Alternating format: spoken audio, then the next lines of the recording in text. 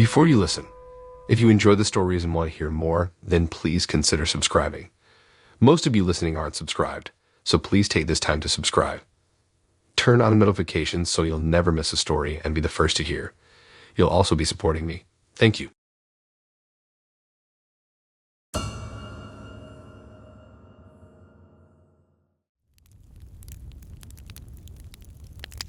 Okay, so listen to this. I usually don't write up these stories, but here it goes. I still vividly remember the fateful day I met Nina online. It was a rainy Saturday afternoon and I was bored at home, flipping through dating apps without much hope. That's when I came across Nina's profile. Her photo showed a gorgeous, slender brunette with a radiant smile. She looked like a model. Her bio said she was a 25-year-old fashion designer and loved art galleries, wine tastings, and travel. It seemed too good to be true. On a whim, I decided to send her a message, expecting she would never reply to an average guy like me. But to my surprise, Nina wrote back right away and was very friendly.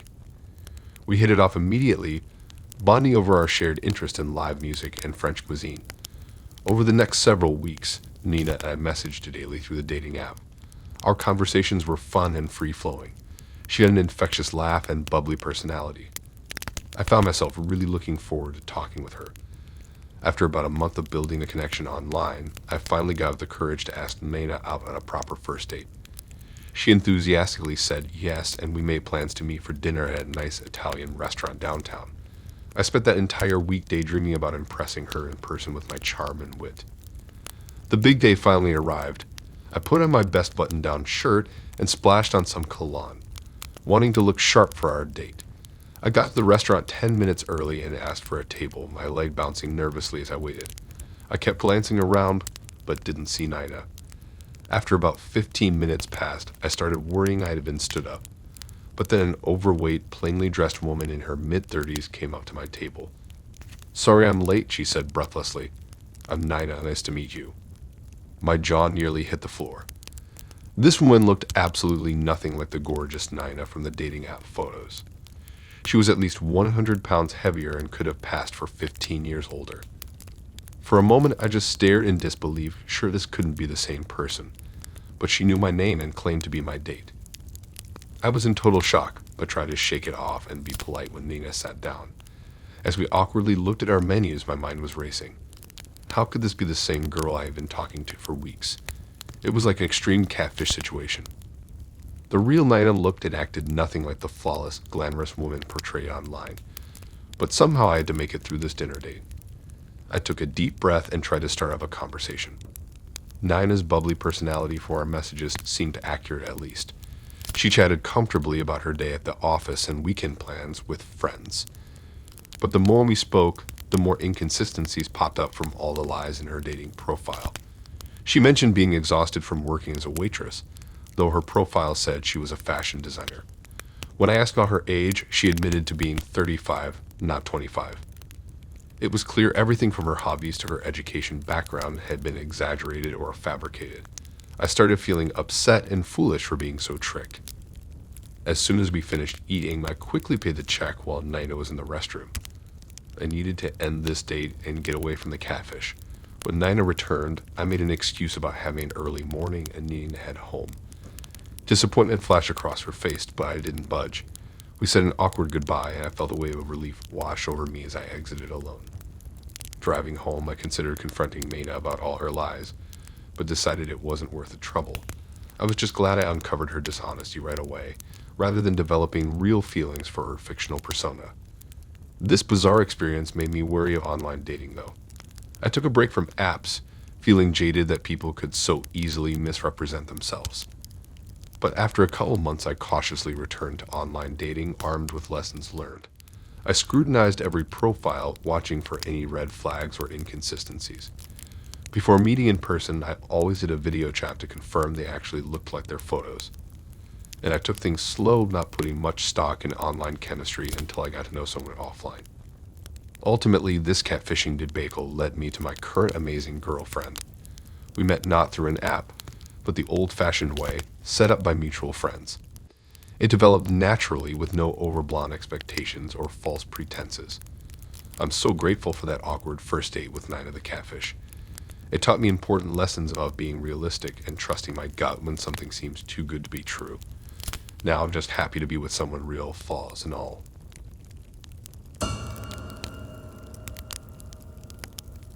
When Jeff revealed to me he had secretly been part of the Mafia, it sent shockwaves through our year-long relationship. We were curled up on the couch one night when he turned to me, despair across his face. Jeff choked out that there was something from his past I needed to know, that he had been involved with organized crime. My mind raced trying to reconcile this news with a man I thought I knew. As Jeff began slowly unraveling his hidden history, I listened in stunned silence. He explained that as a troubled teen, Jeff became associated with a local Mafia crew that recruited vulnerable youths. It started small with Jeff just passing messages and information, but he got pulled deeper into their underworld operations. Eager to gain status and power, Jeff began collecting debts and running intimidation operations for the mobsters. The things he did back then still haunt him. But Jeff said it was the only way to survive as a young man immersed in their brutal domain. He buried his conscience and became an enforcer for the crew. In that moment, as Jeff revealed his hidden history, my thoughts swirled in alarmed confusion. I was disturbed and scared, trying to reconcile this news with the man I thought I knew. Jeff had always been so gentle and kind with me, yet he now admitted to being a ruthless mob enforcer. My mind raced, picturing Jeff committing terrible acts of violence for the Mafia. Had he hurt innocent people, taken lives? I shuddered imagining him threatening and beating victims into submission. It was chilling to think of Jeff acting so brutally when I had only ever known his warmth. I also felt a jolt of fear about potential threats still looming from Jeff's violent past. Would his old Mafia associates come looking for revenge? Would we have to constantly watch our backs, worried they might track him down? My safety and future suddenly seemed jeopardized by the shadows of Jeff's history. Despite the disturbed spinning of my thoughts, seeing true remorse on Jeff's face anchored me. His pained eyes and slumped shoulders revealed how much he regretted his actions under the Mafia's influence. Jeff was not inherently evil. He had gotten caught up in a poisonous criminal world. Now he was turning the page, trying to make amends. Although shaken, I understood Jeff was not defined by his past mistakes. I would stand by him as he worked to change, believing in his ability to build a better life. Jeff's honesty and trust in confiding his Mafia history strengthened our bond. We would face any lingering threats together. Jeff understood if I wanted to end things after his confession, but he had fallen deeply in love with me over the past year. Jeff wanted to come completely clean so there were no more secrets between us. I sat silently for a long time, processing the gravity of his revelations. Jeff had unloaded his conscience, but now my emotions felt the burden. Eventually, I gathered my thoughts enough to respond. I told Jeff his confession shook me to the core. Learning about his involvement with organized crime made me uneasy and afraid. But we had built something real over the past year, and I still cared for him deeply. I said that if Jeff could find the strength to extract himself from that world, I needed to find the strength to see the good in him still. Jeff looked relieved, thanking me for not just abandoning our relationship. He agreed to open communication about anything from his past and our safety going forward. I knew the road ahead would have challenges, but that we could face them together. Jeff was still the caring man I fell in love with, regardless of his previous life. He had turned his back on that former self years ago and deserved the chance to reinvent himself. Navigating the revelations about Jeff's Mafia history was an ongoing process with twists and turns. We had some painful but much-needed discussions about what Jeff experienced and did during those years in the underworld. I spent sleepless nights worrying that dangers from his past could return to haunt us. But Jeff understood my concerns and was committed to transparency and making me feel secure again. Jeff gave me space when I needed to process my feelings. He let me ask anything I wanted about his past without getting defensive. Jeff was also vigilant in watching out for any suspicious activity around us that could signal looming threats. Over time, the rawness of the revelations faded, but rebuilding trust was a daily practice. Gradually, Jeff and I were able to reconnect as we worked through the challenges. By facing this trauma head-on together, we ultimately forged an even deeper bond. With compassion and patience, Jeff proved to me that his experiences had changed him for the better. His desire to escape that criminal life showed strength and character. Today, our relationship feels more solid than ever, grounded fully in trust and commitment. Jeff's willingness to be so vulnerable back then proved the depth of his feelings for me. I came to understand that while Jeff is shaped by his past mistakes, they do not define who he is now. The man I love today is thoughtful, gentle, and caring, no longer the dangerous figure from his youth. The process of healing and reconciliation took time, but Jeff and I are stronger for weathering the storm together. We can finally close the book on that chapter and look ahead to a bright future built on redemption. Jeff's courage in turning away from his Mafia life gave me the courage to see beyond his past. Now we walk forward hand in hand, the darkness fully behind us.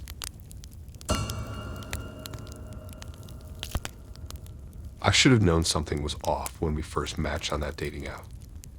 Tyrone simply seemed too perfect, like the kind of guy you'd only encounter in cheesy romance movies. But I let his charm and good looks override my skepticism. Now I'm stuck trying to pick up the pieces of my life that he left shattered. From Tyrone's profile, you think he was boyfriend material handcrafted in a lab just for me. We liked all the same outdoor activities, from kayaking to wine tasting.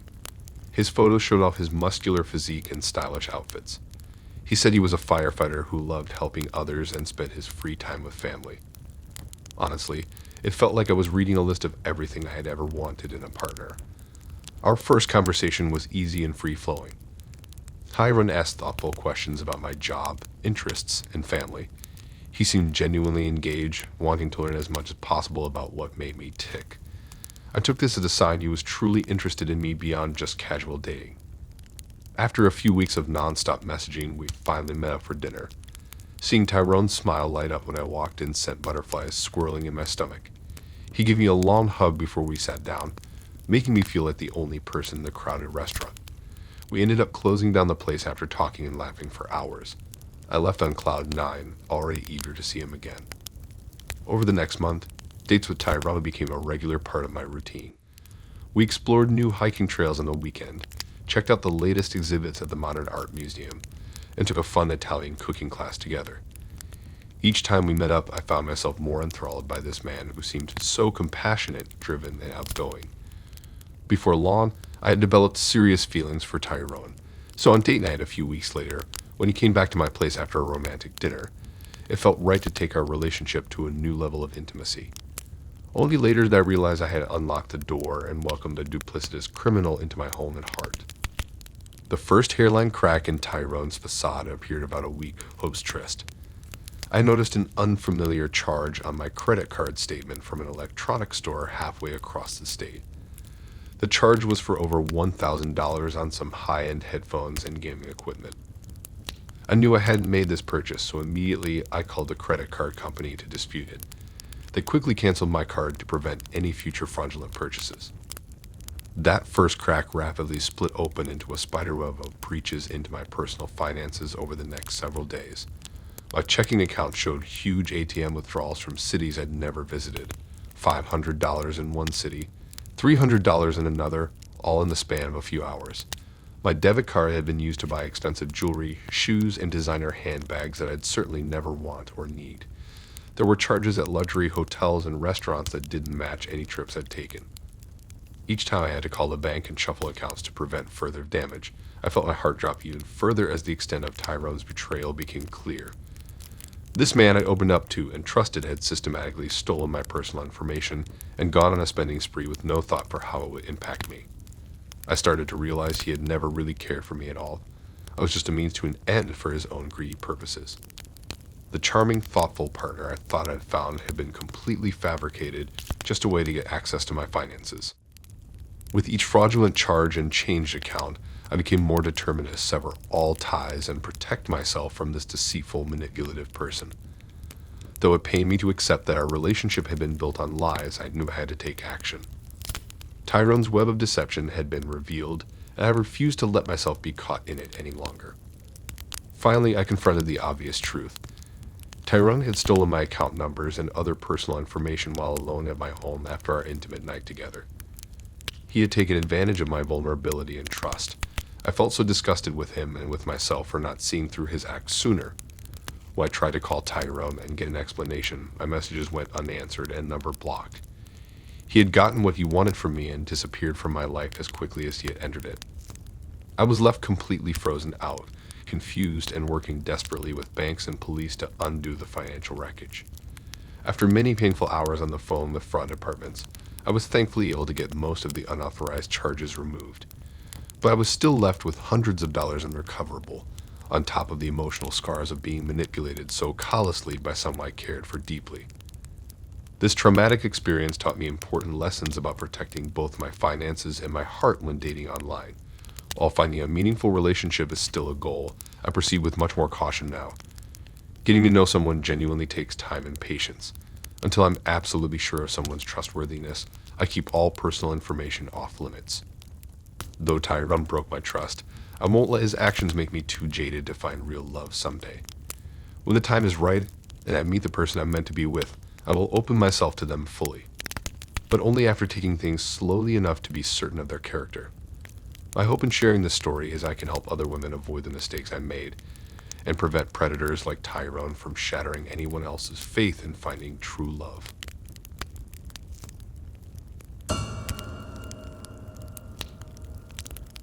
When I first met Mark at a mutual friend's party, I was immediately drawn to his charm and charisma. He had a way of making me feel like I was the only person in the room, asking thoughtful questions and hanging on my every word. By the end of the night, he had asked for my number.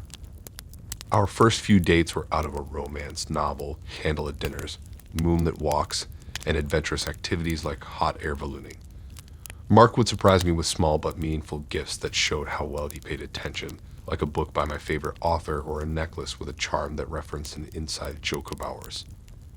He made grand romantic gestures as well, like filling my apartment with flowers or whisking me away for a weekend getaway.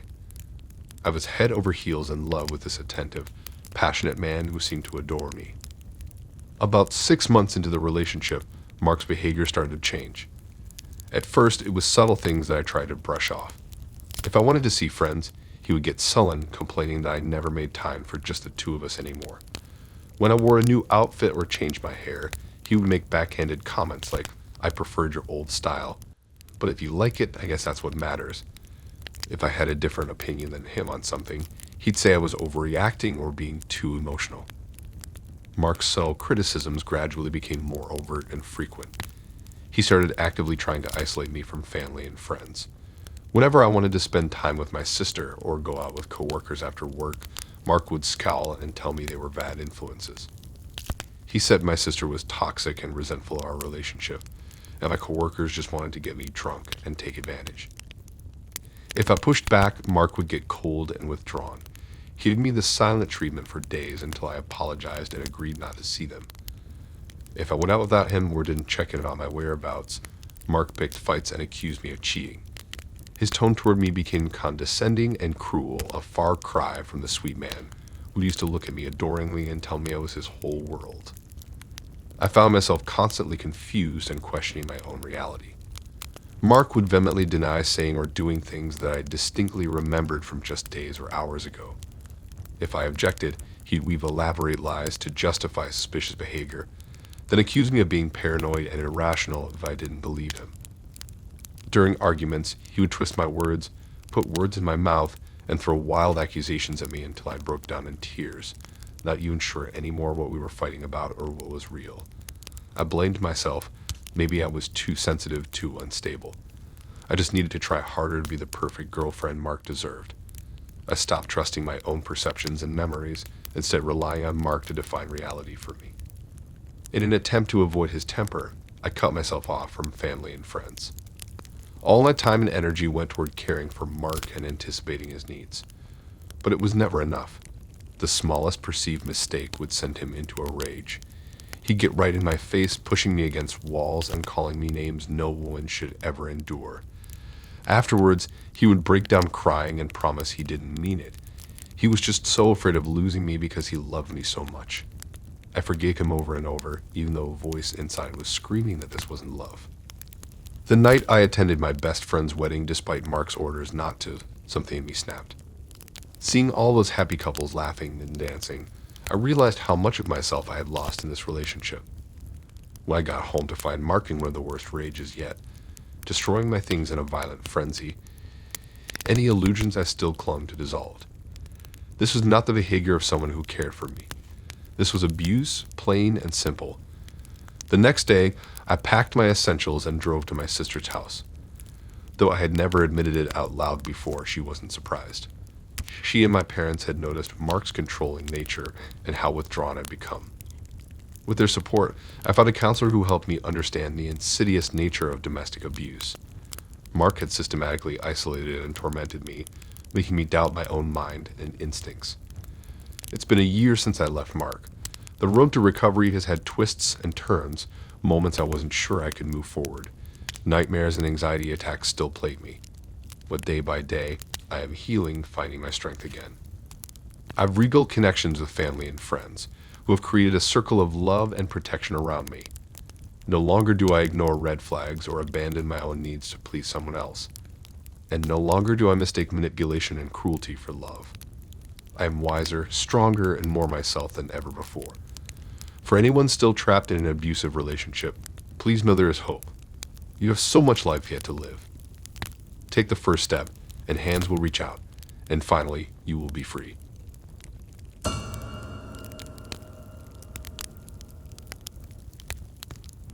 With his leather jacket, motorcycle boots, and tousled hair, he had a sort of rebel edge that I found irresistible.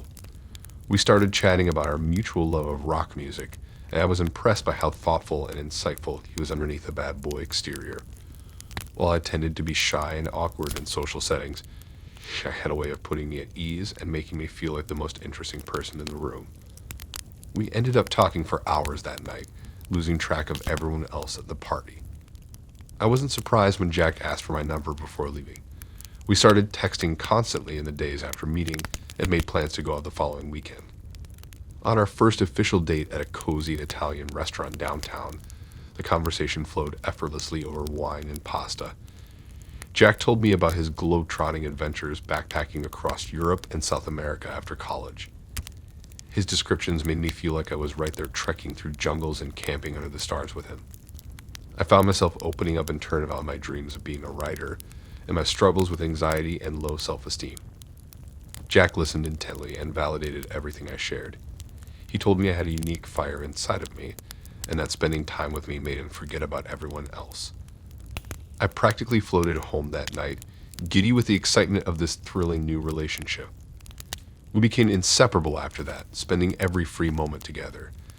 Jack practically lived at my apartment. I would cook dinner while he spun me around the kitchen to cheesy love songs. On weekends, he would take me on his motorcycle to hidden mountain trails and lake shores he discovered in his solo travels. A couple months in, Jack invited me to attend a meeting of what he called his transformational community. This was a group of about a dozen people who gathered at someone's home each week to discuss philosophy, spirituality, and personal growth. Jack explained that this group provided the deeper sense of meaning and purpose he had been searching for since returning from his travels. They saw themselves as creating an enlightened society within the broken one around them. I was intrigued when we walked into the cozy, dimly lit living room full of eager smiles and handshakes. Everyone there had an air of calm confidence that I admired. The leader, a slender bearded man named Cole, led discussions about letting go of ego, transcending suffering, and humanity's next stage of spiritual evolution. Jack eagerly participated and had chimed in occasionally with my thoughts. By the end, I felt like Cole and the others appreciated my perspectives. They invited me to come to their upcoming retreat in the mountains. At first, these meetings gave me a sense of hope and community, but before long I noticed some red flags. The group had a strict ideological doctrine and seemed to view outsiders as lost or unenlightened. When I asked reasonable questions, Jack would get defensive and say I needed to keep an open mind. It became difficult to talk openly with Jack about parts of the ideology I disagreed with. He worried I was being influenced by society and popular culture to cling to harmful beliefs and behaviors. Gradually, I realized this group was trying to indoctrinate me into a cult. Jack began asking me to make significant personal sacrifices to prove my commitment to the cause. I was pressured to donate money I couldn't afford and cut ties with friends and family who raised concerns. When I resisted, Jack became cold, critical, and emotionally manipulative. He warned me that I was releasing negative energy and holding back my personal development. Formerly warm group members now treated me with barely concealed disdain when I didn't live up to their standards. One night at a meeting, Cole confronted me directly and accused me of harboring too much ego and individuality.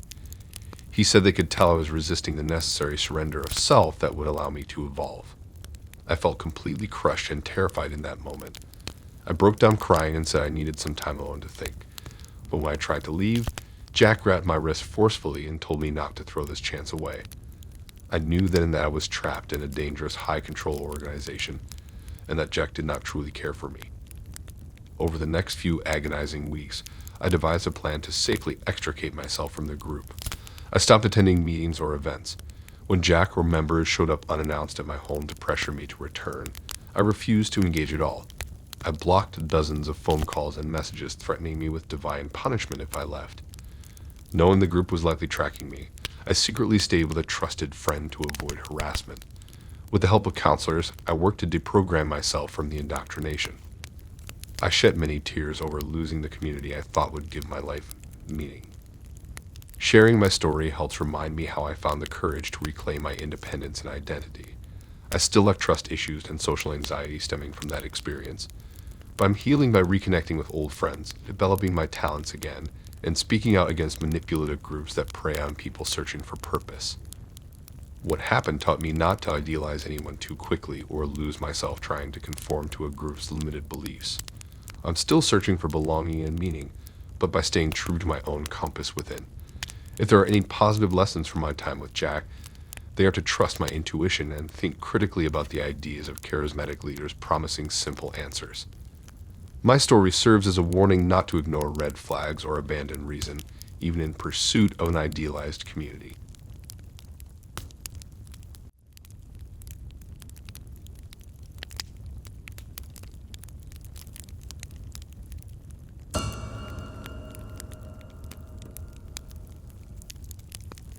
I was so excited for my first date with Sarah. We had met a few weeks ago at a friend's party and really hit it off. She was beautiful with long black hair and bright green eyes that sparkled when she laughed. I asked her out that night, and we made plans to go to dinner and a movie the following weekend. The day of our date arrived, and I spent extra time getting ready, making sure my outfit was perfect. I put on some cologne, styled my hair, and headed to the restaurant where we planned to meet. When I got there, Sarah was already waiting outside. She looked amazing in a floral print dress that complemented her figure. I greeted her with a hug and told her how great she looked. We were seated at our table and fell into easy conversation as we looked over the menu. Sarah had a sarcastic sense of humor that kept me laughing throughout dinner. We talked about our interests, families, and goals for the future. She was really easy to talk to and seemed genuinely interested in getting to know me better. After we finished eating, I paid the check and we walked down the street to the movie theater.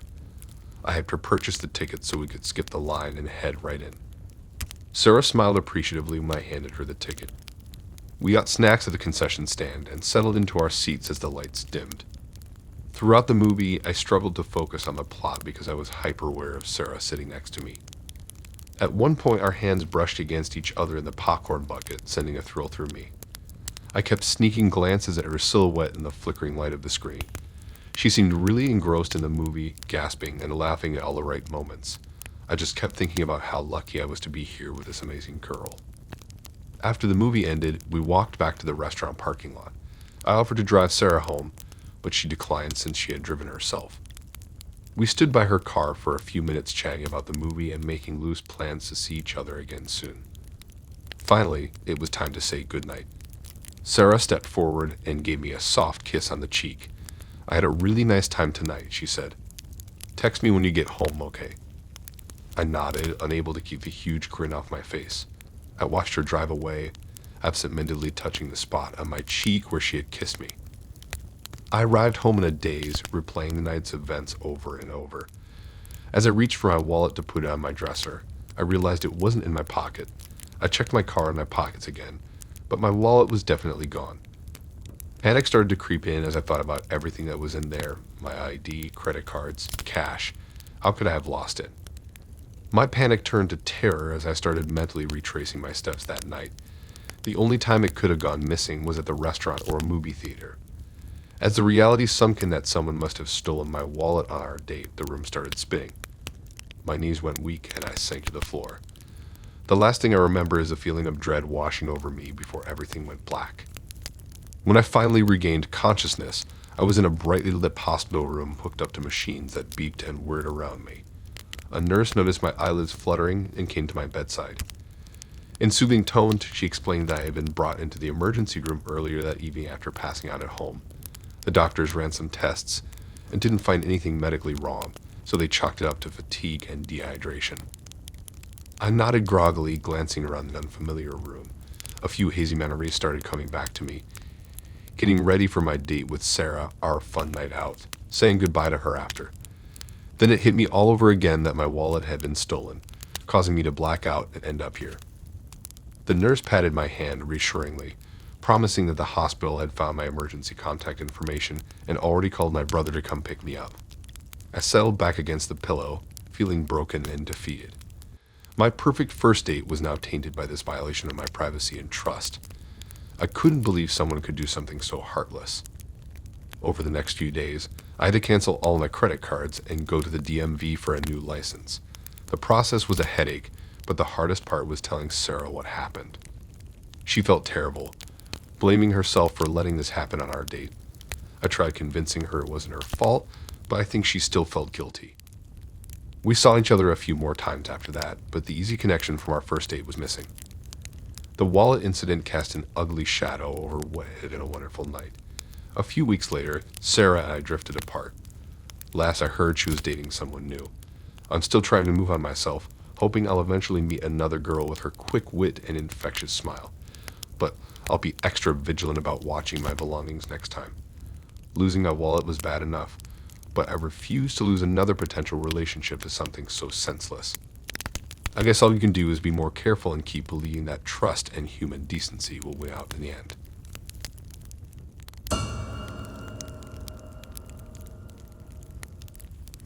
I had been chatting with Nemo on Facebook for a few weeks and was really starting to like him. He seemed so funny and sweet online, always sending memes that made me laugh and asking questions to get to know me better. We had a lot in common, like our favorite movies and music, and he was just my type. Tall, fit, with curly brown hair and bright green eyes. When he asked me out on a real date, I was over the moon excited. I spent hours picking out the perfect outfit, a flouncy floral dress and tan wedges that elongated my legs. I even made a hair appointment to have my long blonde waves professionally blown out. I wanted to look flawless for him. This felt different than other random dates. It seemed like it could really lead to something more. We had decided to meet at a trendy Italian restaurant downtown that just opened. I got there 10 minutes early, fixed my hair in the window reflection, and grabbed a table while I waited for his arrival. I was practically bouncing in my seat in anticipation. Finally, I saw Nemo walking looking just like his pictures, handsome as ever. When we made eye contact, I gave an enthusiastic wave and huge smile, ready for a magical first date. But as soon as he sat down, the energy felt off. He avoided direct eye contact, instead looking around the restaurant aimlessly. I tried to start conversation, asking how his week had been, but he gave a blunt fine and went back to scanning the room. The waiter came by for our order, and I gently recommended the eggplant parmesan since Nemo was still glued to his phone screen. He shrugged and said whatever without glancing up. I ordered a chicken Caesar salad for myself and tried to shrug off the weirdness. Once the waiter left, I attempted more small talk by asking about Nemo's job and family, topics we had discussed lively over Facebook. But his answers were vague one-word responses. Nothing like our past conversations. He seemed completely distracted and disinterested. I started to wonder if I had the wrong impression of him from our online chats. This was not the lively, engaging guy I thought I'd be having dinner with. The more I tried asking questions to get to know him better, the more closed off and bored he acted. Our food arrived, so I hoped a nice meal together might lift the awkward tension. But again, silence prevailed between bites as Nemo scrolled on his phone, not even attempting to make eye contact anymore. I pushed my pasta around, suddenly having lost my appetite as reality set in that this date was tanking hard. I racked my brain trying to figure out how I could turn it around. Maybe if I brought up that new Marvel movie we were both excited for, or asked what concerts he was planning to attend this summer. But deep down, I knew nothing would get through to the stone wall now between us. After we both finished eating, Nemo quickly asked for the check and said he needed to get going. No mention of doing this again or trying to continue the date elsewhere. I was simultaneously disappointed yet relieved this disastrous night was almost over. We exchanged an awkward goodbye outside the restaurant entrance. As I watched Nemo walk away into the night, I just felt confused. How could the guy from Facebook be so caring and interested in me, while the man who just sat across from me acted like he couldn't care less that I existed? It was emotionally whiplashing. In hindsight, I shouldn't have built up such high expectations. People don't always portray their real selves accurately on social media. I realize now a simple coffee date would have been a wiser initial meeting to gauge the real-life chemistry. But the enthusiastic conversations and cute photos had made me convinced Nemo was someone special. Driving home, I replayed all our interactions in my head, wondering if I had said or done something wrong. But deep down, I knew Nemo's rudeness and lack of interest were on him, not me. I looked in good on that date, if I do say so myself. At the end of the day, it was a good lesson learned. Take social media personas with a grain of salt. Pay more attention to real-world vibes and interactions. Go with my gut instinct if something feels off. Don't waste time on people who don't reciprocate interest and effort. Despite the disappointment, this experience didn't deter my determination to keep putting myself out there. Sure, Nemo was a dud, but not all guys would be. I knew there was still a charming, caring prince waiting for me someday. This was just one stepping stone on my journey into finding true love. Next time, I'll trust my intuition if first impressions seem off and be brave enough to politely exit stage left. No need to drag out something clearly doomed. Until then, onwards to healthier dating experiences. The night was a bust, but it brought valuable wisdom.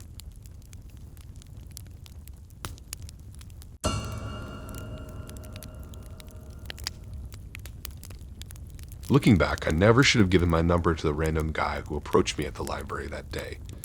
But in the moment, he seemed harmless enough. I was standing in the fiction section on a quiet Saturday afternoon, browsing potential books to check out. Out of nowhere, this average height, dark-haired guy who looked about my age came up to me with a friendly hello and started chatting. We exchanged names and he asked me what types of books I liked. The small talk was a little awkward, but he was cute in a bookish way. So when he eventually asked for my digits, I saw no reason not to oblige. How astute I was. We texted sporadically over the next several days. He seemed normal at first, asking me about my job and hobbies and telling me about himself. He said he worked in IT and liked action movies and going to sports games. Pretty typical guy stuff. Eventually, he suggested meeting up for dinner and a movie that Friday. I didn't have much interest romantically, but figured there was no harm in giving him a chance. The texts were nice enough that I thought maybe we hit it off in person. Again, I was too trusting.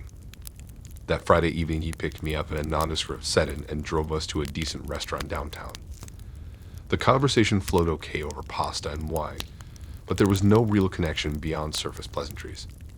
I quickly realized we didn't have much in common as he rambled on about various tech topics I knew nothing about.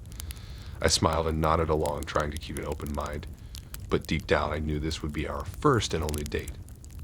After dinner, we caught an action flick, which he was way more into than I was. I'm not much of a movie person in general, and explosions and car chases don't really do it for me. But I got through it, and he seemed to enjoy himself at least. When he dropped me off afterward, he earnestly said he had a great time and couldn't wait to see me again. Internally, I cringed, knowing I had to let him down easy. I said something like, I had a nice enough evening, but I don't really think we're a match. Still, it was nice meeting you. I hoped that would be the end of it. Oh, how wrong I was. The nice enough evening must have meant something more to him, because the barrage of texts commenced almost immediately the next day. Onslaughts of give me one more chance, and I know we could make this work if we tried again played my phone at all hours. I attempted to politely decline a few times, explaining simply that I didn't feel enough of a connection on our date, but he persisted relentlessly. Eventually, I became uncomfortable how ardently this near stranger was pursuing me. I started noticing him places around town, once at the grocery store on a Sunday, another time walking past as I grabbed coffee before work. I don't know if he was intentionally tracking me down or if it was all coincidence, but seeing him randomly like that put me on edge. I stopped responding at all, hoping he'd take a hint. But the texts kept coming, incessant and unwanted. After 2 weeks of ignoring the messages with no change, I finally just blocked his number outright. I hoped that would be the end of it, but fate would not be so kind. That weekend when I stopped into the library, seemingly my only safe space since meeting him, there he was among the book stacks. I tried to duck away before he saw me, but it was too late. He rushed up with indignant, "Why did you block me?" Taken aback, I forced myself to be blunt for once. "I'm not interested in you pursuing me anymore. It's inappropriate and needs to stop." Well, that was the wrong thing to say to an overly eager admirer. He got angry, saying I had led him on and owed him a second date. Thankfully, a librarian overheard the commotion and intervened. She threatened to call the police if he didn't leave peacefully. He reluctantly stalked off with a few choice words, while I stood there shaking. I declined to actually get authorities involved, stupidly worrying about not wanting to cause a scene. That soft-heartedness would nearly be my undoing. For the next few weeks, I kept vigilant watch whenever I left my apartment, scrutinizing every male passerby who resembled a man from the library. I varied my routines on weekends, avoiding my usual shops and parks just in case he might show up. My friends all said I needed to file a restraining order if he made contact again, but I prayed it wouldn't come to that. By some miracle, the embarrassing library incident seemed to finally get through to him. Still, the emotional impact lingered. I was angry at him for refusing to accept my rejection, but also at myself for being too passive at first when I should have shut him down right after the lackluster first date. I realized I needed to trust my instincts more when something feels off, rather than just being polite and non-confrontational. But the most resounding lesson was that I deserved to have my boundaries respected, regardless of whether it meant making a scene or not. In many ways unlucky, it didn't escalate further or turn truly dangerous. But the experience opened my eyes about asserting myself clearly, even if it means being rude or forceful. You can't worry about sparing feelings when someone makes you genuinely uncomfortable. Given the chance for a do-over, I would have been far more direct and firm from the very start. It could have saved me from weeks of harassment if I had simply told him flat out I wasn't interested after our first and only awkward date. I wish I could say my brush with a possessive suitor was an anomaly, but sadly so many women end up in similar situations. We're conditioned to be gentle and accommodating, but that mindset can come at a cost. Moving forward, I know to always listen to my gut and value my own peace of mind above all else. You hope for respect when rejecting someone's advances, but won't always get it. Standing firm in light of harassment is easier said than done, but so vitally important. My self-worth shouldn't hinge on sparing the feelings of someone who won't take no for an answer. This unsettling experience taught me that my comfort and boundaries deserve to be non-negotiable no matter what. That's a lesson all women deserve to learn. Thanks for listening in. If you like these stories and want to hear more, then please subscribe and like and support this new channel. We have more stories for you to listen to.